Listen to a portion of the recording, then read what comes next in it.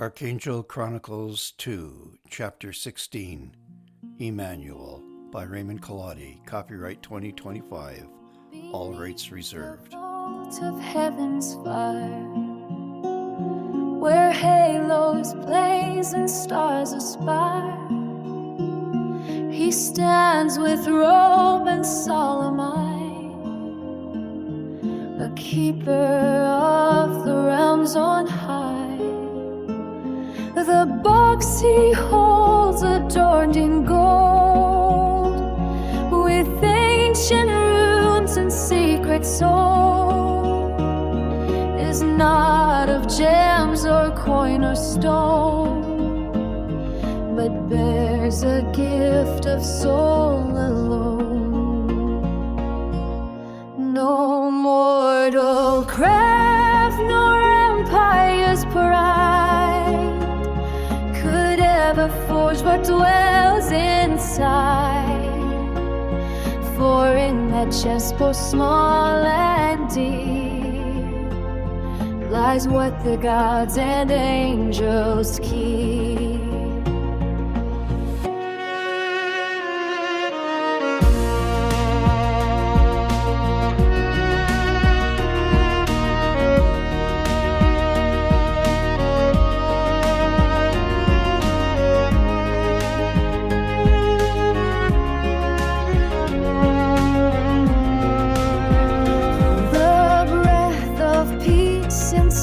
Glance, a healing born of unseen hands, the light that mends a broken heart and pulls the self from self apart.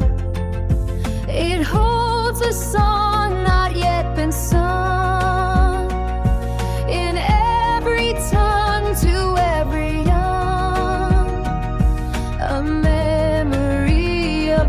unshaken by time, undone yet never taken. This gift he guards with tender might, to pass to those who seek the light, not bought, not sold, not earned by faith. It answers only to your name.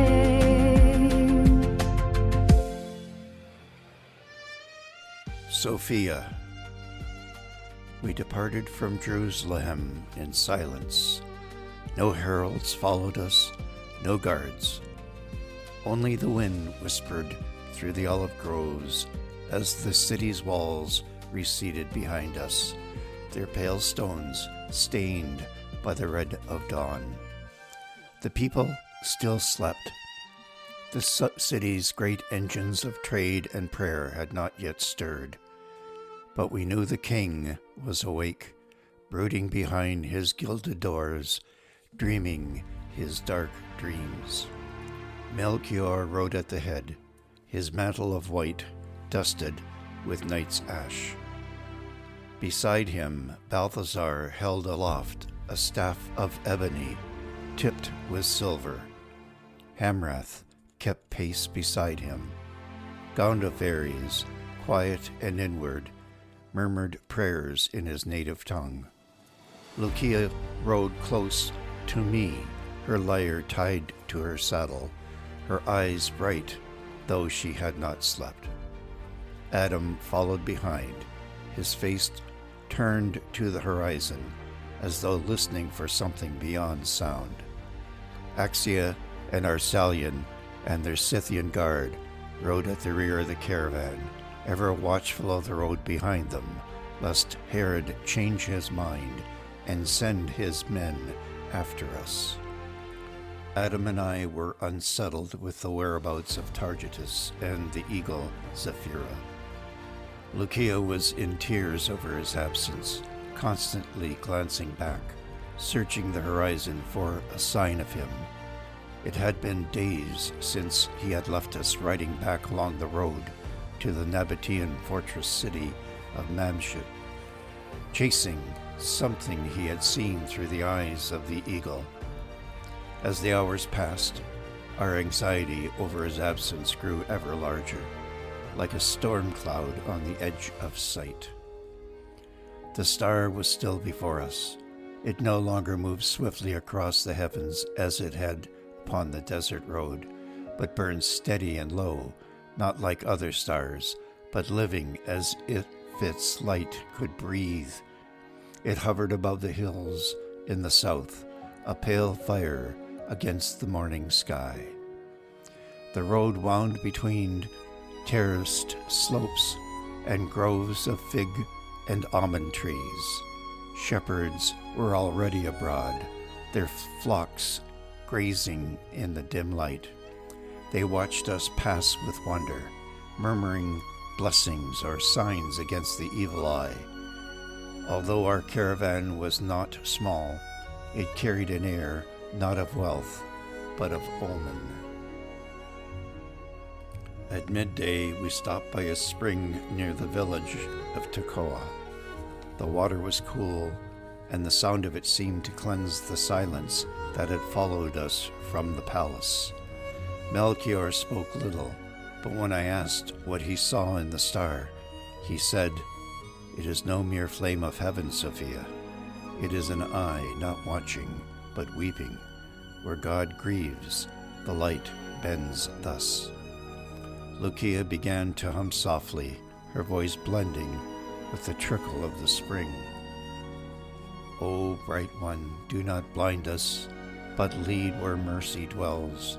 For we are dust that follows dust, yet in your light all shadow tells." We rode on until the sun began to descend, and then something changed. The wind fell silent. The camels halted of their own accord.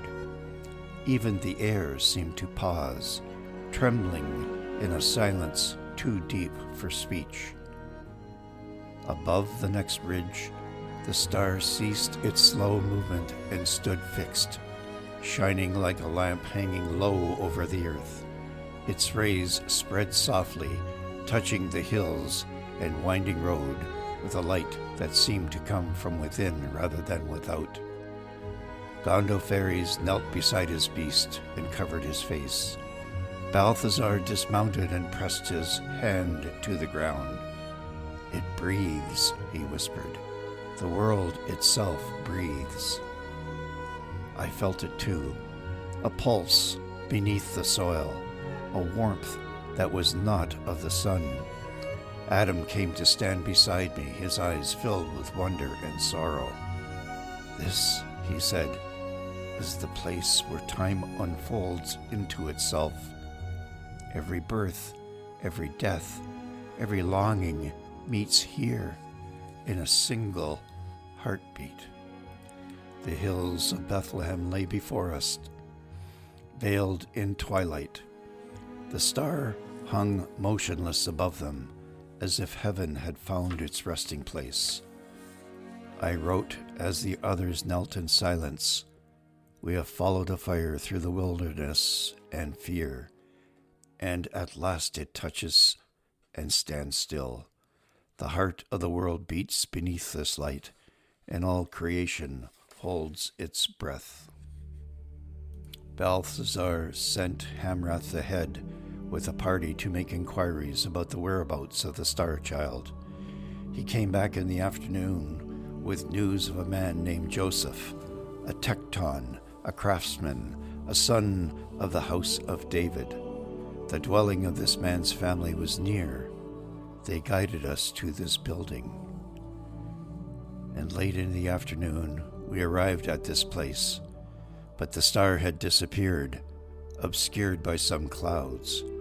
We were told that this was the former house of Joseph, that of his parents. It was sizable and spacious, with many small buildings around it, forming an enclosed courtyard in front and stretching beyond to a groomed area with fruit trees and a fountain. Encamped on the lawn were soldiers from Herod's army. We spoke to them in Greek, and they told us they were there because the tax office was located in this house. By this time, crowds of people began milling around the caravan. We had dismounted, and the camels and horses were being watered under the trees near the fountain. They presented us with green palm fronds and presented us with food and drink. Melchior paid them handsomely for their efforts, and this succeeded in attracting even more attention. Adam, who had been busy attending to Loukia and her mother, returned to the caravan and found Melchior, Balthazar, Gondophares, and Hamrith. They were talking to a group of villagers and onlookers, offering coin in exchange for information about the whereabouts of Joseph. They were speaking with a sturdy-looking woman who said she was the housekeeper of this place. The story which emerged was that many months back, this Joseph had arrived with a young woman on a donkey cart, great with child. They had come to the house during the census in order to register and be inscribed as a member of the house of David. After reporting to the tax authorities in this place, they had set out looking for shelter and food, but the housekeeper had lost track of where they went. Adam spoke. "They are not here, my lords. I know this." Melchior turned to him with eyebrows raised. "They will be found in a cave, in a place where animals are stabled," said Adam. "I know this place," said a voice from within the crowd. All heads turned to a boy, a shepherd, who came forward with his staff. "I have seen this child. He and his mother and father are in a cave, a shelter not far away from here, where they have been staying for almost a year." Melchior came forward, speaking Greek and holding a leather pouch full of coin. "Will you take us there?" he said. "Yes," said the shepherd, "but not for pay. I was there on the night the babe was born, and the angel spoke of you then. You are the kings who were foretold."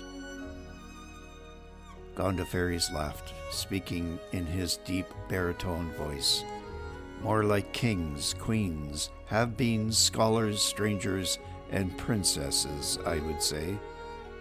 This caused a great stir among the onlookers. The star had reappeared again in the twilight. Our caravan re-embarked and set out again, following the light of the star and the boy shepherd who was now leading us. We came to a field enclosed by a ditch and some ruined walls. This was known as the Valley of the Shepherds, and we were told by the boy that this was a good place for camping. We dismounted, and the servants began pitching tents and unloading food and water. But then, in the midst of this activity, something changed. The winds fell silent. The camels halted of their own accord. All stood still, transfixed by something in the air. All movement in the air stopped, trembling in a silence too deep for speech. Above the next ridge, the star ceased its slow movement and stood fixed, shining like a lamp hung low over the earth, its rays spreading softly, touching the hills and the winding road with a light that seemed to come from within rather than without. We left the caravan behind in the olive groves below and went forward on foot. Adam, Melchior, Gondophares, Balthazar, Axia, Arsalion, Loukia, and I. Even the beasts were silent, as if they felt the sanctity of what lay ahead. The wind whispered softly over the stones, carrying with it a sweetness I cannot name, like wild honey mingled with the scent of new wheat. The road to Bethlehem shimmered as if strewn with dew, though no rain had fallen. And I tell you truly that this was so. A light glowed under our feet, faint and pearly, illuminating each footprint as we passed. It seemed as if the very dust itself rejoiced. And then we sensed music, choirs of voices singing, and we did not understand. We felt this song as if it were in our bones. It filled us with joy, though we could not hear it through our ears. We entered the outskirts of a hamlet, poor rough houses of stone, their walls the color of sand. A few shepherds passed us, leading their flocks toward the valley. One stopped, wide-eyed, as the star's reflection touched his face. "Peace," Melchior said softly, and the man bowed as if before a king. Then we came to the cave. It was not grand. It was not what one imagines for the birth of a child of promise. A hollow in the rock, half stable, half shelter, where beasts were kept from the night wind. Yet even before we entered, I felt the light within, so still, so radiant, that my knees weakened beneath me. Adam reached out, steadying me. His eyes shone with tears. "It is as I dreamed," he whispered, "the cave of the world's beginning." Inside, the air was warm, though no fire burned. An ox and a donkey stood quiet as statues. The light came from no torch, no lamp, but from the child himself, swaddled and laid in a rough manger, his tiny hand raised as if in blessing. And here was his mother, Mary, fair and grave, looking upon us with a knowing gentleness. Beside her, Joseph bowed his head in silence. When I first beheld Mary, I did not know I was looking at the mother of the child.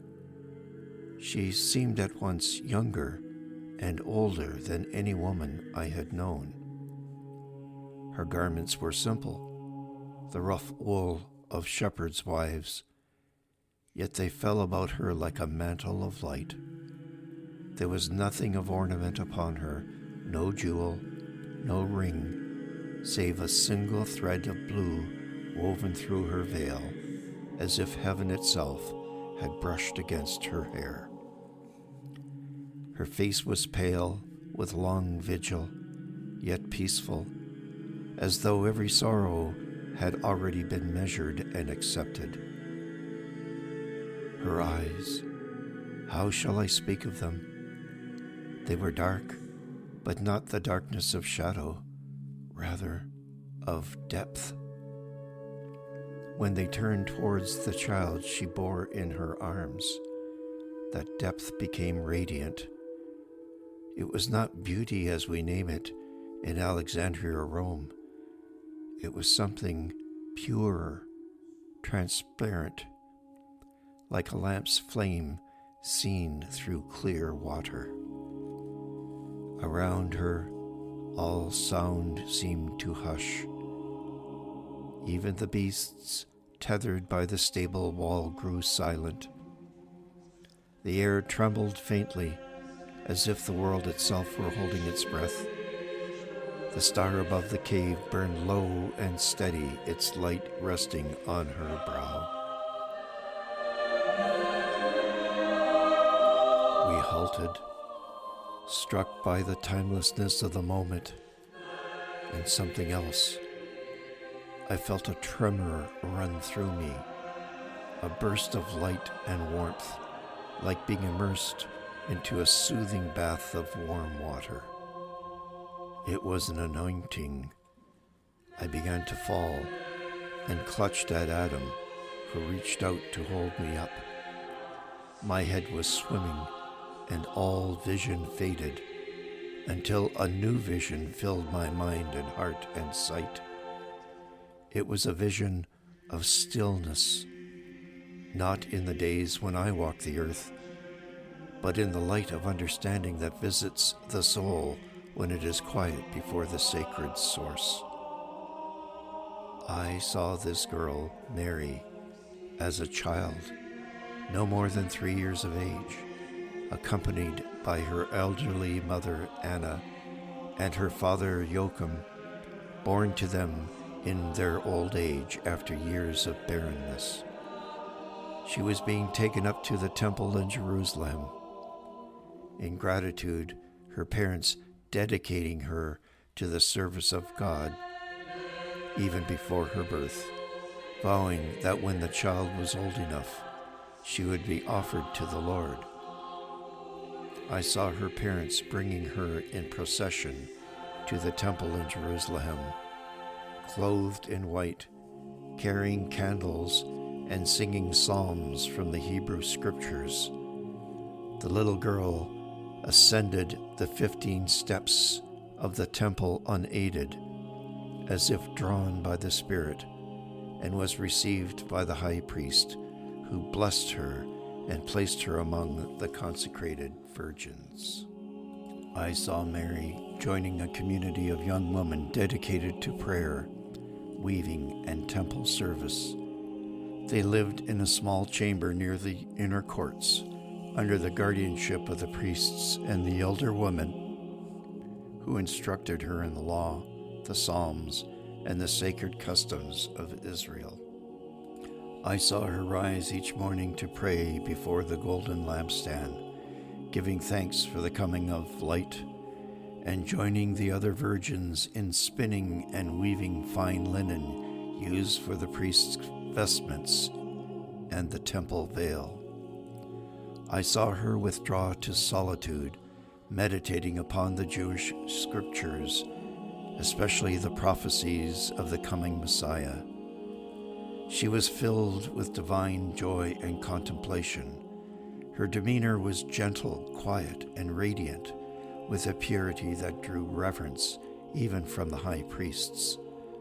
Those who beheld her said that she seemed already to dwell partly in heaven. I could sense her inner visions even then, of the Redeemer who would be born of a virgin, of the world's longing for light, and of her mysterious part in a divine plan. She was unlike the other girls there. She had a light in her that seemed not of this world. When she prayed, the air itself grew tender. When she sang the Psalms of David, the doves gathered upon the roof to listen. In the vision, I beheld her at her loom one night, with torches burning low, the chamber filled with the soft hiss of thread through her fingers. She was weaving the veil that would one day hang before the Holy of Holies, and as she worked, I understood that she herself was being woven by the Spirit, interwoven threads of purity, humility, obedience, and being prepared to become the living veil through which the eternal would pass into the world of flesh. I beheld that, when she came of age, the priests prayed for her future. She had vowed in her heart to remain ever virgin, belonging to no man but the Lord alone. Yet the law required each maiden to be betrothed, and so they sought a guardian worthy of her. I saw the rods, the staffs of the suitors laid before an altar, and from the rod of a mature widowed carpenter named Joseph there blossomed a white lily. The priests marveled, and Mary bowed her head in acceptance, not as one constrained, but as one who already knew that every event in her life was written in the light of divine purpose. Thus she left the temple, not as one departing a sanctuary, but as one carrying it within her. I saw angels of light going with her into the world. I saw her pause at the great gate, looking once more toward the altar, her face calm, her heart wholly given, and a voice like wind through olive leaves speaking within me. The true Holy of Holies is not made of stone, but of a heart kept pure for the coming of God. The vision did not end at the gate. It followed her, Mary, the silent one, the listening one, into the humble places where the Most High delights to dwell. It was revealed to me that this Joseph was a man of quiet strength, not in word or display, but in the serenity of one who walks always in the presence of the Most High. Of middle years, perhaps mid-40, his hair already touched with early silver, his eyes held a deep gentleness, born of both sorrow and patience. He was of the royal line of David, though his life bore none of the world's grandeur. A craftsman by trade, a tecton, a builder and carpenter in Nazareth. His hands were firm and worn, yet capable of shaping wood with grace and precision. He lived simply, eating the bread of honest labor, giving alms in secret, keeping the law with joy. Those who knew him called him the Just, for his righteousness was neither stern nor proud, but humble and compassionate. His speech was sparing, yet his silence had the weight of faith. He carried within him the quiet flame of those who trust God in all things unseen. I saw Mary again, not in the marble courts, but in the quiet of Nazareth, among stone walls kissed by wild vines, where the wind carried the secret of lilies and olive leaves. The light there was another, softer than the temple's fire, yet purer, as though heaven itself stooped lower to touch her dwelling. When Mary was betrothed to Joseph, it was not as a possession of a man, but as a sacred trust. He received her into his keeping, not for desire, but for reverence, to guard her purity and the divine mystery that hovered around her. Joseph prepared for a small dwelling in Nazareth near his own workshop. When he brought her there from the temple, he walked beside her with his head bowed, as though he led the Ark of the Covenant itself. Mary entered the humble home, and seeing the tools of her guardian's trade, she smiled gently, saying, "The hands that shape the wood may also shape faith." From that day, Joseph became her protector, her quiet strength in the storms that were to come.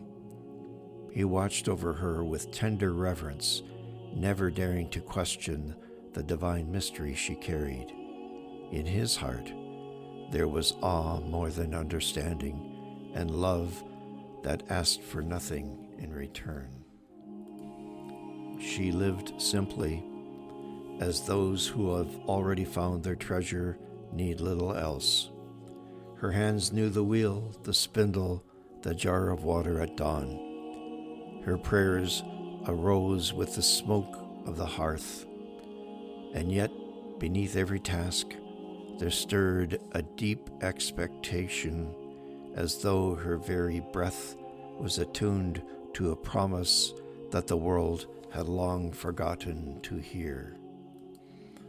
The days passed quietly, until one morning the air itself changed. It thickened with light, and a hush came upon all living things. The doves ceased their murmuring, the olive leaves stilled, and even the stream beyond the wall ran silent. Then I saw him, Gabriel, the radiant messenger, descending like a flame through cool air, his robes streaming behind him as if he were moving at a great speed, folding as though in reverence before a mystery greater than himself. He entered her chamber not as a storm, but as dawn enters a closed room, soft, inevitable, absolute. I heard him speak, "Hail, full of grace, the Lord is with thee. Blessed art thou among women." And at those words, the world held its breath. Even I, beholding from beyond time, felt the tremor of creation, waiting for her reply. She was troubled, not from fear, but from awe.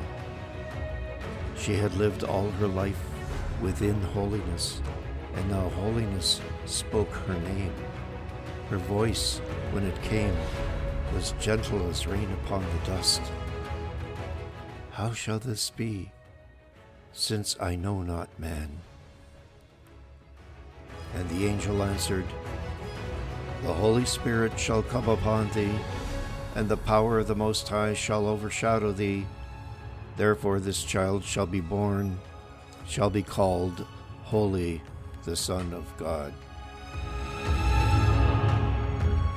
Then I beheld a great silence, a long golden silence between the heaven's promise and human consent. And in that silence it was revealed to me that all the prayers of Israel gathered, the faith of prophets, the longing of exiles, the sorrow of mothers, the songs of psalmists, all converging upon this one heart. When she spoke again, her words were few, but the universe turned upon them. "Behold, the handmaid of the Lord, be it done to me according to thy word."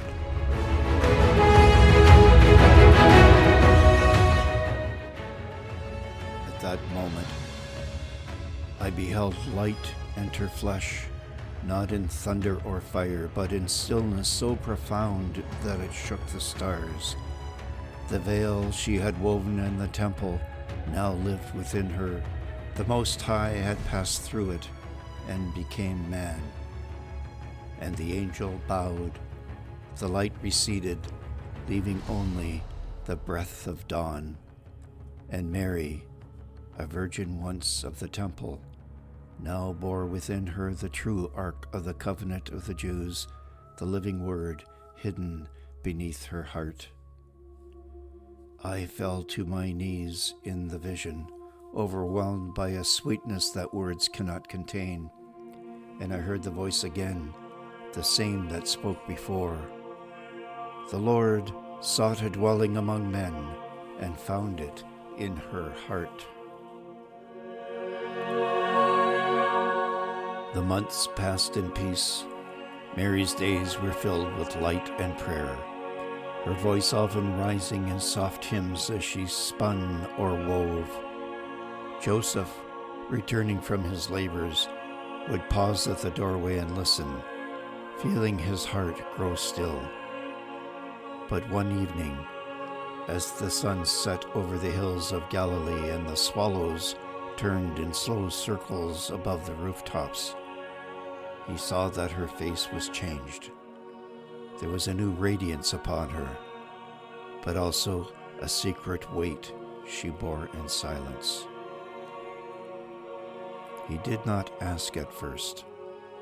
He feared to wound what was pure. Yet soon, as weeks went by, he could not help but see the signs that no eye could miss. Mary bore within her the life of a child.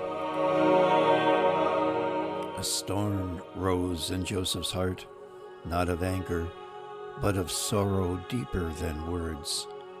He loved her for her holiness.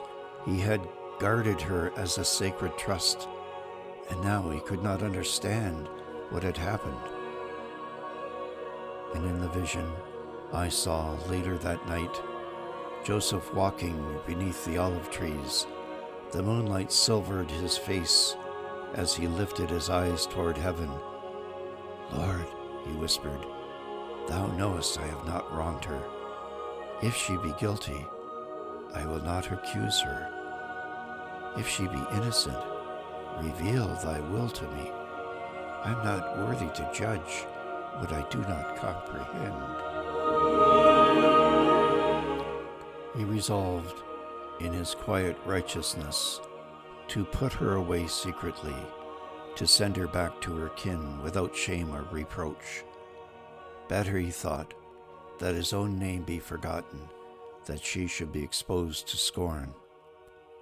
At last, wearied by sorrow, he returned home and slept. And I saw, as he slept, a light opening in the darkness. He saw the angel Raphael standing before him, clothed in brilliance like dawn on snow. The angel's voice was gentle, yet filled with a power that stilled his trembling. "Joseph, son of David, fear not to take Mary thy wife into thy home, for that which is conceived in her is of the Holy Spirit.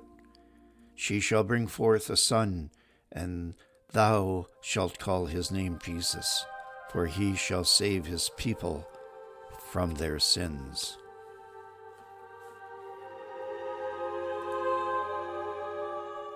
Joseph fell to his knees in the dream, his heart burning with awe, and when he awoke, the lamp had gone out.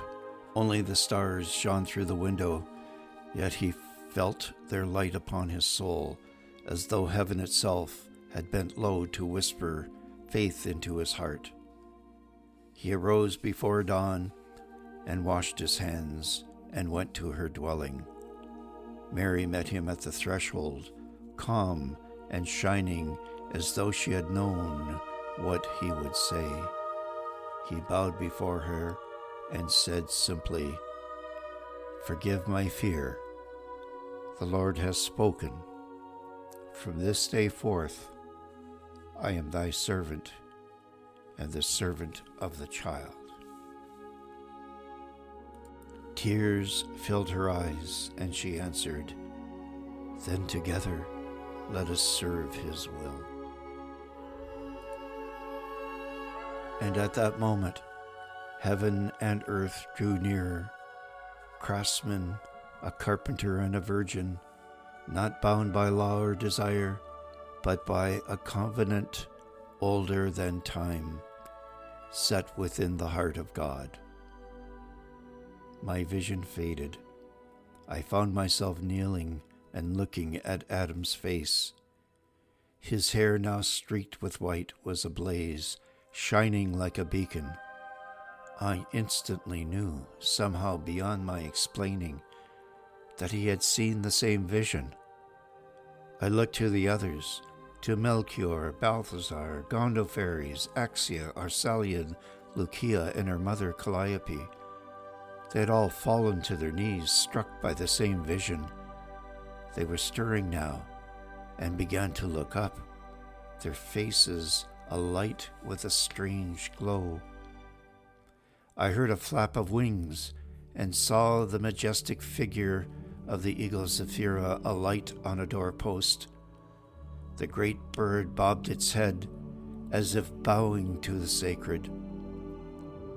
There was fire in her keen eyes and in her beak, and she held a long iridescent feather which glowed faintly in the torchlight. Adam was the first to stir.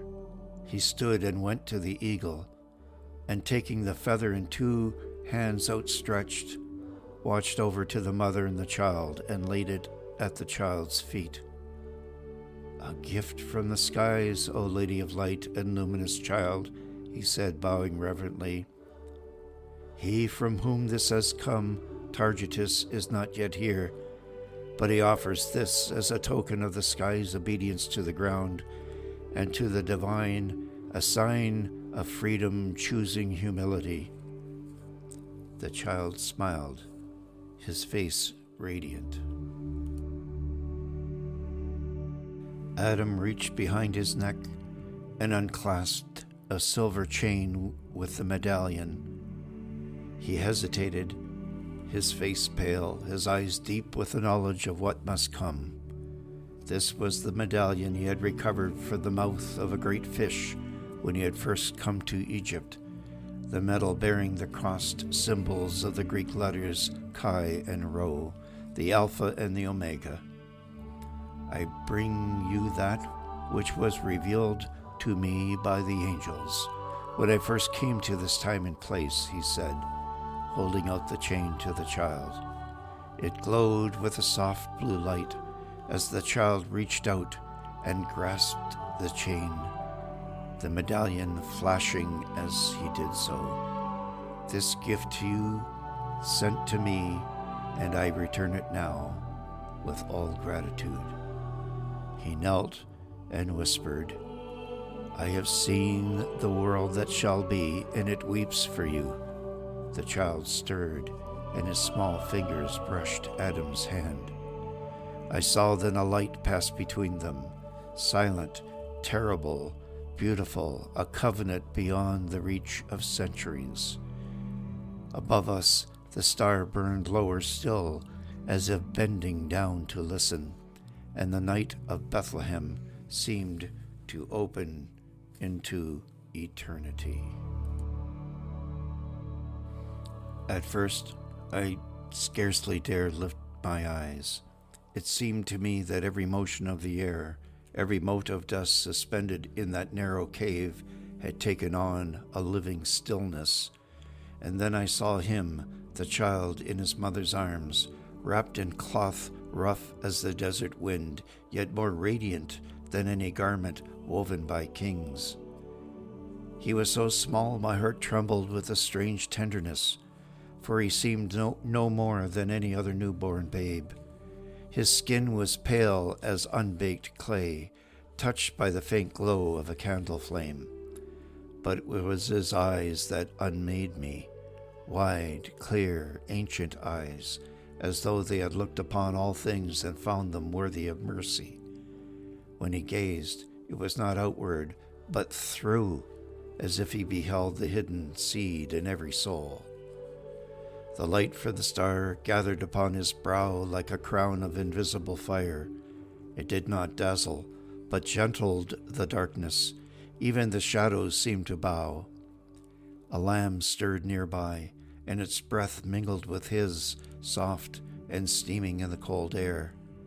Mary bent over him, her hair falling towards him like a veil of night around a dawn that had just begun to kindle.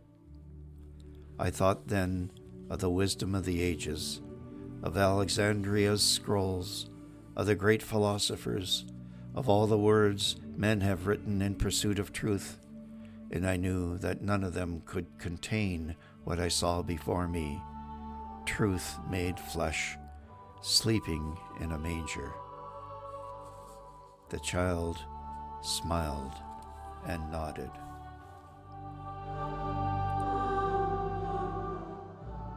He stretched out his tiny hand, and I felt it reach the very depths of my being, calling not to my reason but to my soul.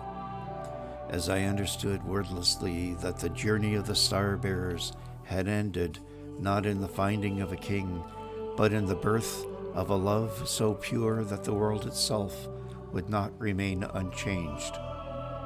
The Mother Mary, holding the child in the crook of her arm, while seated, was both majestic and humble at the same time, as though she knew herself to be both servant and queen alike. Yes, she was that virgin, and yet more, a vessel of eternity, fragile as clay, but as luminous as the dawn. Her hands, small and work-worn, cradled the child as though she were afraid the world might awaken too soon. And when she lifted her gaze to us, the wanderers, the seekers, the star bearers, I felt seen in a way I had never known, not judged, not measured, but understood. I could not speak. My tongue clung to the roof of my mouth, for I realized then that the light we had followed across the deserts and the seas was not merely above us in the stars, it was within her and through her entering the world. Melchior was the next to move. His robe, heavy with the dust of long travel, brushed against the stones as he knelt. I saw in him not the proud mage of Persia, nor the master of ancient lore, but a weary father who had just found his home at last. His lips trembled as he whispered words in his own tongue, words I could not understand, yet they carried the sound of tears, long held and now released. When he opened his casket of gold, it was as though he laid down his own crown. The child touched the casket. Mary reached over to Melchior, touching him gently on his arm. "Great Lord," she whispered, "I feel within me these words and know that I am to speak them. Your generous gift is accepted with gratitude, but you are to take back the casket, for it contains another gift. I am told that you will know for whom it is intended." With that, she opened the casket lying at her feet, so that only Melchior could see what was inside. Melchior's face took on a look of astonishment and then of great joy. He nodded in understanding and closed the casket. When he arose, he grasped it between his hands and bore it out of the cave as if he were in a solemn procession to an altar. Balthazar, tall and solemn, stood a moment longer, his dark eyes reflecting the stars' glow. I had always known him as the philosopher, his thoughts turned toward the heavens, mapping constellations and destinies. But here his wisdom bowed. He placed before the child a vessel of frankincense, and the scent filled the air like prayer made visible. "You are the breath of all breaths," he murmured, and I saw him smile, something rare and luminous, as if the fragrance itself were the first worship the earth had ever known. Gondophares, the warrior king of distant lands, came last among them.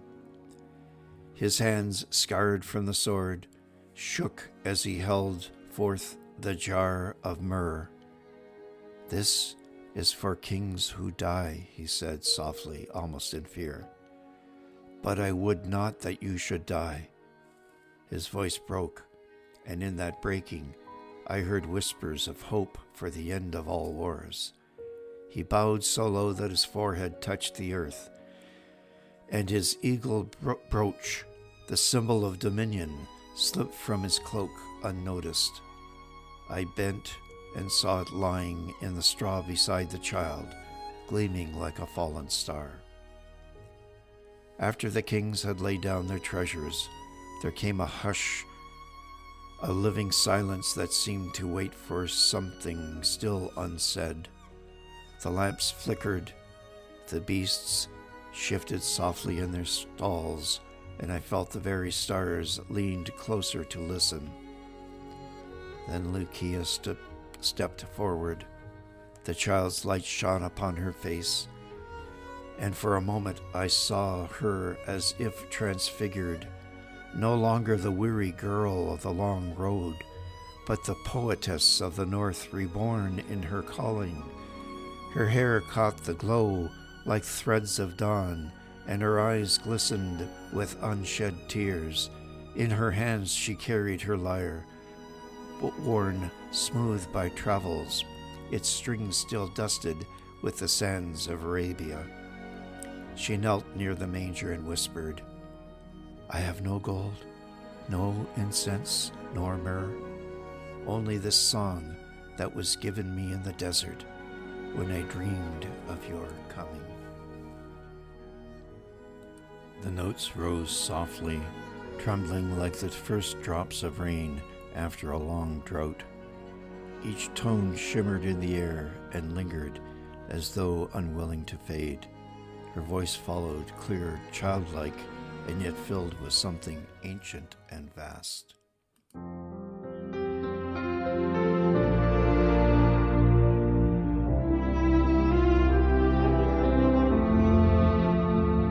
Oh, road of dust, oh, road of flame, bear us some word in God's name. The sun awakes, the stars grow dim, yet light remains, it burns within. We go where mercy writes the sand, guided by an unseen hand. The worlds divide and tempests roll, the heart remembers it is home. If fate is written grain by grain, then may love's breath erase the pain. Let wind and fire our spirits frame. O road of dust, O road of flame, we go where mercy writes the sand, guided by an unseen hand. The worlds divide and tempests long, the heart remembers it is home.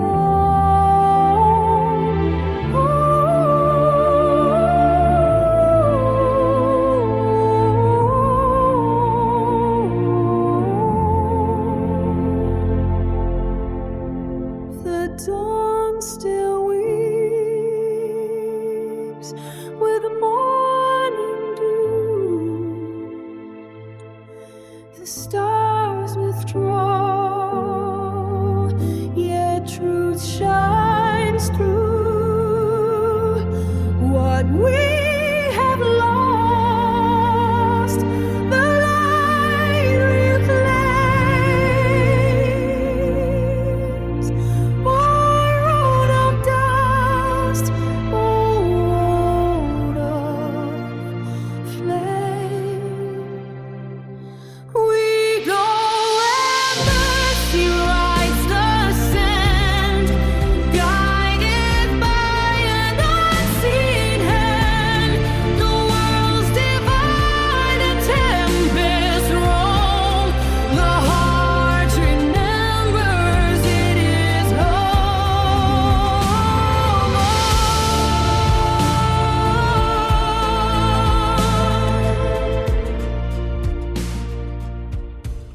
As she sang, I saw her mother, Calliope, standing in the shadow of the doorway. Her hands trembled against her breast. For many years she had uttered no word, her voice taken by grief so deep it seemed to have sealed her soul. Yet now something changed. The child's gaze turned toward her, gentle, knowing. Loukia's song wove through the air like a golden thread, and Calliope's lips parted. At first, no sound came, only breath. Then a single tone escaped her, pure and simple, but carrying a lifetime within it. She pressed her hands to her mouth as if afraid, and then, like a bird breaking from its cage, her voice lifted, joining her daughters in harmony. It was fragile, trembling, but true. The song became twofold, one voice young, the other age, bounded together like light upon water. The others looked upon in awe. Melchior's eyes filled with tears. Balthazar bowed his head. Even Gondophares, who had seen the thunder of armies, bowed in reverence. And my heart trembled, for I felt that this was the first miracle wrought by the child, not a mountain moved, not a storm stilled, but a single wounded soul made whole.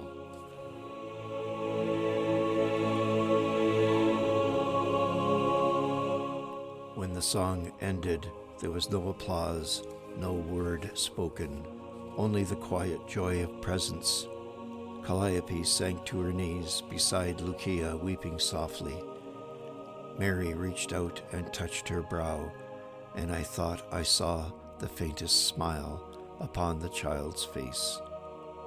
The silence that followed was not empty, but full, as though creation had exhaled and was at peace. When Loukia's song faded into the stillness, another presence stepped forward from among us, tall, proud, yet softened now by something gentler than the steel of her lineage. It was Axia Panopliades, she who is worthy of armor, queen of the northern steppes, once called the eagle of the Scythians. Her cloak of azure wool fell open to reveal the small form she carried in her arms, her infant son, swaddled in a wolf's fur, his cheeks flushed with the life of the cold plains. All eyes turned to her, for she had long been a figure of awe among us, a woman born to command, whose voice had led tribes and whose eyes looked down the length of armies. But now she seemed changed. The fire of conquest in her bearing had become something luminous, almost reverent. Arcelian, her companion and sworn protector, came beside her. The gleam of his armor was dimmed by travel, and he had laid aside his sword before entering the threshold, as though the place itself forbade any thought of war. Axia knelt. The movement was slow, deliberate, like a queen descending from her throne. Her son stirred in her arms, and she pressed her lips to his brow before speaking, her voice low but steady. This child is the pride of my house, the hope of my people. Yet before yours, O child of light, he is but dust and breath. Take him under your star's protection, that he may learn not to rule by the sword, but by the light. Then she reached to her hair and drew free the circlet of her fathers, that narrow band of sky metal forged in the high forges of the Caucasus, bright as frost and older than the cities of men. It had gleamed on her brow in battle and in council, a crown of dominion and of burden. She had laid it upon the straw before the child. The metal caught the star's radiance and shone like a ring of dawn encircling the child. This, she said, is the crown of my house, wrought from heaven's ore, tempered in blood and storm. I lay it down, for no crown may stand beside the one you will be one day to bear. Her voice trembled then, and for a heartbeat the queen's mask broke. I saw the woman beneath, the mother, the pilgrim, a soul awakened. Mary looked upon her with such tenderness that it seemed to gather the years and battles of Axia's life into a single act of forgiveness. The child's tiny hand lifted as if in blessing, and the circlet's brilliance softened, its hard gleam dissolving into warmth. Arcelian bowed beside her, his forehead nearly touching the ground. "We have followed stars and omens, my lady," he murmured, "but never one that led us to peace." And as they knelt together, queen, warrior, and child, I felt that the might of empires had bent its knee, not to power, but to gentleness. When all their offerings had been laid before the child, the gold, the incense, the myrrh, the song, the crown, and the tears, The air within the stable seemed to rest upon us like a benediction. The straw no longer smelled of beasts, but of myrrh and milk. The very stones glimmered faintly, as if some secret dawn had begun beneath them.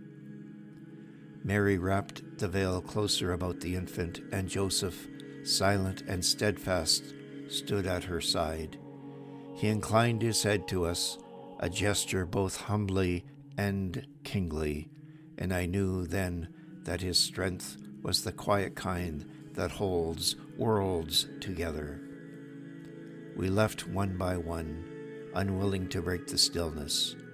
Outside the night had deepened, but the great star still burned upon the bridge of hills, not fierce but tender, as though the work were nearly done.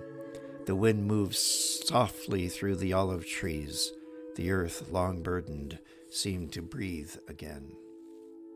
Melchior walked ahead, leaning upon his staff, the casket tucked under an arm, his face aglow as though lit from within. Balthazar followed, his vessel of incense empty yet fragrant still. He whispered to himself of mysteries now made visible. Gondophares carried his fallen eagle brooch in his palm, turning it over as if to learn from its silence. Adam came beside me, his gaze far away, the lines of time shadowing his face.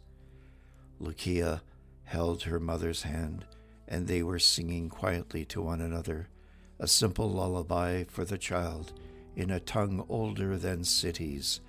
Their voices rose like the breath of earth, fragile but unbroken. Axia walked last, her son sleeping in her arms, Arcelian guiding their steps. The circlet of sky metal she had left behind glowed faintly in the cave's dim light, as though remembering the warmth of surrender. When we reached the edge of the village, we turned for one last look. The stable door stood open, and the star's light fell in a single beam across the threshold. For a moment, it seemed that heaven and earth had met, and all our wanderings were justified. When we reached our encampment and began the preparations for turning in for the night, I stood beside Adam, holding his hands. "Look," I said, squeezing it. For here came Melchior, reverently carrying the casket between his hands, holding it before him and walking as if in a procession towards us. The others were following him. Behind him, just above his head, the star shone brightly, sending shafts of starlight, backlighting him with a brilliant silvery glow. When he reached us, we stopped and held out the small chest towards Adam, as if presenting him with the gift. "Adam," he said in his deep voice, "the child bade me present this to you." In saying this, he opened the casket and handed it to Adam. He peered inside and, astonished, looked up at Melchior. Melchior bowed deeply. "Adam the wise, O stranger and traveler through the ages, you were the first of us summoned to be star walkers. The gold in this casket that was for the child has vanished. In its place, the child himself has placed this." Adam reached in and pulled up the silver chain, shimmering in the starlight, with the Cairo medallion. "It is for you to take up, my friend. It is for you to take it back from whence you came." Adam bowed his head, weeping. Melchior fastened the medallion around Adam's neck. "This is a gift of faith for you and those of your world," he said as he embraced Adam. I took up my stylus that night and began to write, though my hand trembled. I wrote not as a philosopher, nor as a witness to wonders, but as one who had glimpsed truth in the eyes of a child. And I wrote these words: The night we left Bethlehem, the world was the same and yet utterly changed. The wind still moved through the cedars, the stars still kept their courses, but now each breath, each step, each tear had meaning. For we had seen the beginning of the end of darkness.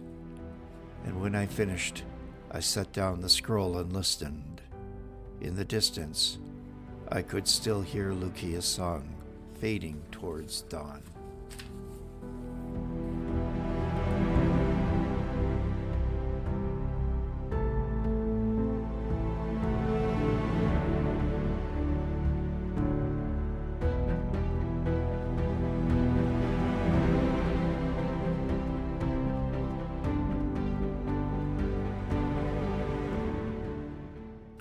Music for Chapter 16, Gift in the Box, words by Raymond Kaladi, music and voices by Marika AI.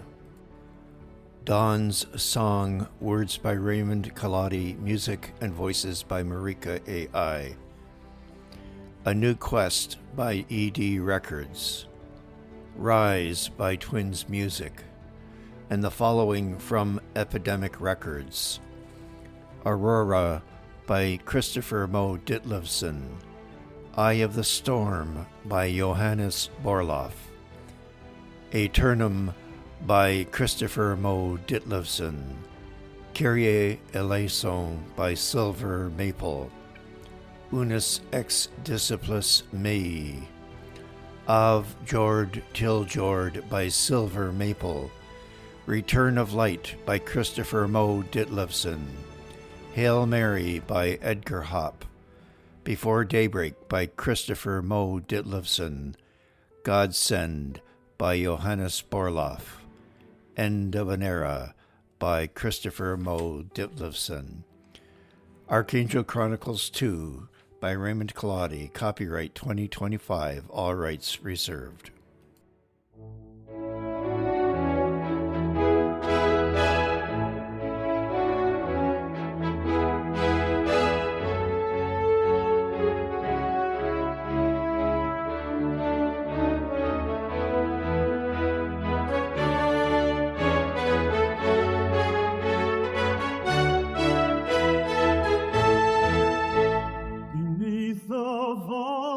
Heaven's fire, where halos blaze and stars aspire, he stands with robe and solemn eye, a keeper of the realms on high.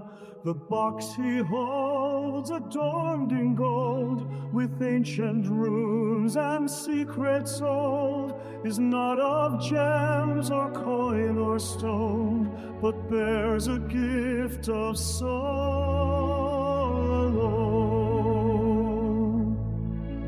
No mortal craft, nor empire's pride could ever forge what dwells inside, for in that chest, both small and deep, lies what the gods and angels keep. The breath of peace in silent lands, a healing born of unseen hands, the light that mends a broken heart and pulls the self from self apart. It holds a song not yet been sung in every tongue to every young, a memory of love unshaken by time, undone yet never taken. This gift he guards with tender might to pass to those